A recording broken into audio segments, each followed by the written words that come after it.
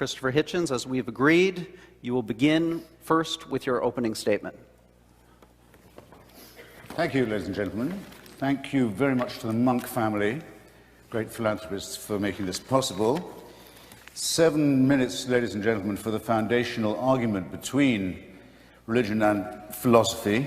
It leaves me hardly time to praise my distinguished opponent. In fact, I might have to seize a later chance of doing that. I think 3.5 minutes for metaphysics and 3.5 for the material world won't be excessive. And I have a text.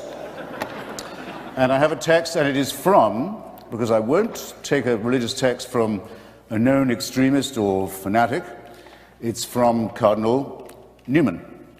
Recently, Prime Minister Blair's urging, beatified on his way to canonization, a man whose apologia made many Anglicans reconsider their fealty and made many people join the Roman Catholic Church, and is considered, I think rightly, a great Christian thinker.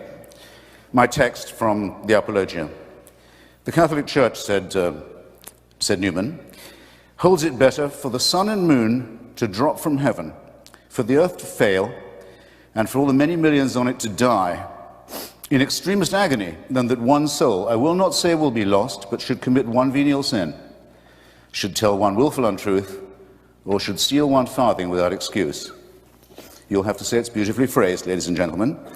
But to me, and here's my proposition, what we have here, and picked from no mean source, is a distillation of precisely what is twisted and immoral in the faith mentality.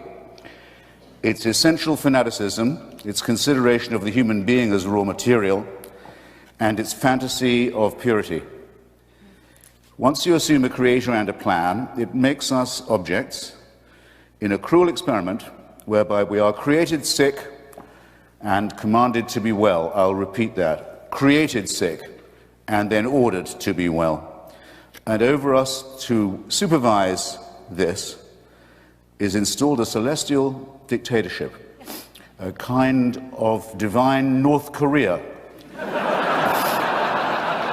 Greedy, exigent, I would say more than exigent, greedy for uncritical praise from dawn till dusk, and swift to punish the original sins with which it so tenderly gifted us in the very first place. However, let no one say there's no cure. Salvation is offered. Redemption, indeed, is promised at the low price of the surrender of your critical faculties. Religion, it might be said, must be said, would have to admit, makes extraordinary claims, but though I would maintain that extraordinary claims require extraordinary evidence, rather daringly provides not even ordinary evidence for its extraordinary supernatural claims. Therefore, we might begin by asking, and I'm asking my opponent as well as you when you consider your voting, is it good for the world to appeal to our credulity and not to our skepticism? Is it good for the world to worship a deity that takes sides in wars and human affairs? To appeal to our fear and to our guilt, is it good for the world? To our terror of death, is it good to appeal? To preach guilt and shame about the sexual act and the sexual relationship, is this good for the world? And asking yourself the while, are these really religious responsibilities, as I maintain they are? To terrify children with the image of hell and eternal punishment, not just of themselves, but of their parents and those they love. Perhaps worst of all, to consider women an inferior creation. Is that good for the world? And can you name me a religion that has not done that? To insist that we are created and not evolved in the face of all the evidence. To say that certain books of legend and myth, man-made and primitive, are revealed, not man-made code. Religion forces nice people to do unkind things, and also makes intelligent people say stupid things. Handed a small baby for the first time, is it your first reaction to think, beautiful, almost perfect, now please hand me the sharp stone for its genitalia that I may do the work of the Lord? No.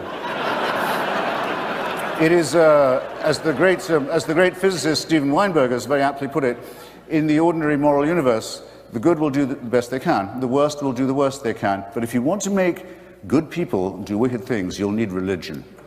Now, I've got now 1 minute and 57 seconds to say why I think this is very self-evident in our material world. Let me ask Tony again, because he's here. And because the place where he is seeking peace is the birthplace of monotheism. So you might think it was unusually filled with refulgence and love and peace. Everyone in the civilized world has roughly agreed, including the majority of Arabs and Jews and the international community, that there should be enough room for 2 states for 2 peoples in the same land. I think we have a rough agreement on that. Why can't we get it? The UN can't get it, the US can't get it, the Quartet can't get it, the PLO can't get it, the Israeli parliament can't get it. Why can't they get it? Because the parties of God have a veto on it, and everybody knows that this is true. Because of the divine promises made about this territory, there will never be peace, there will never be compromise. There will instead be misery, shame, and tyranny, and people will kill each other's children for ancient books and caves and relics. And who is going to say that this is good for the world? And that's just the example nearest to hand. Have you looked lately at the possibility that we used to discuss as children in fear?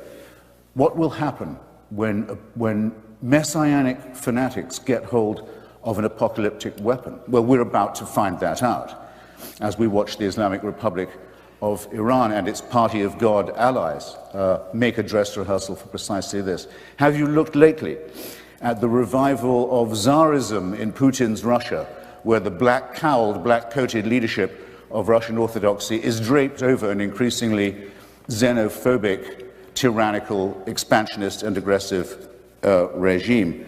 Have you looked lately at the teaching in Africa and the consequences of it, of a church that says AIDS may be wicked, but not as wicked as condoms?